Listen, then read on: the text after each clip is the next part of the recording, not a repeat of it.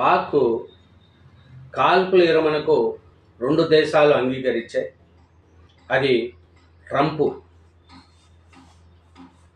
America అధ్యక్షుడు Trump కూడా దీని మీద చేశారు.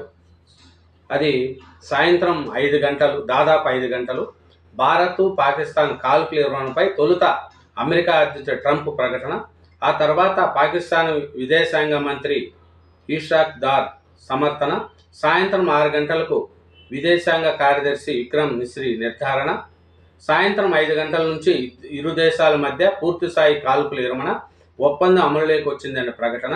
యుద్ధం నిలిచినందుకు ఇరు దేశాల ప్రజల్లోనూ ఊరట, ఇప్పటికైనా ప్రశాంతత నెలకొంటుందని ఆశాభావం.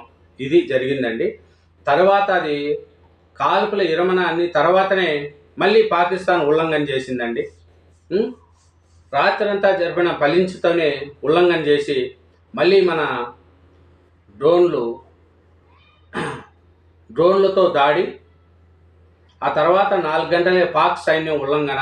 చూడండి, డ్రోన్లతో దాడి, బిఎస్ఎఫ్ వీరమరణం, కాశ్మీర్ నుంచి గుజరాత్ వరకు మళ్ళీ చిమ్ము చీకట్లు, పాక్ మళ్ళీ కాల్పులు జరుపుతుంది, ఖండిస్తున్నాము. చూడండి, పాక్ చెప్పేది ఒకటి, చేసేది ఒకటి. కాల్పుల విరమణ చేసినప్పుడు మళ్ళీ కాల్పుల ఉల్లంఘించి డ్రోన్లను మన దేశానికి పంపించింది. మన దేశ సైన్యం వాటిని ధీటుగా ఎదుర్కొన్నారు. పాక్ యొక్క వంకర బుద్ధి మారదు.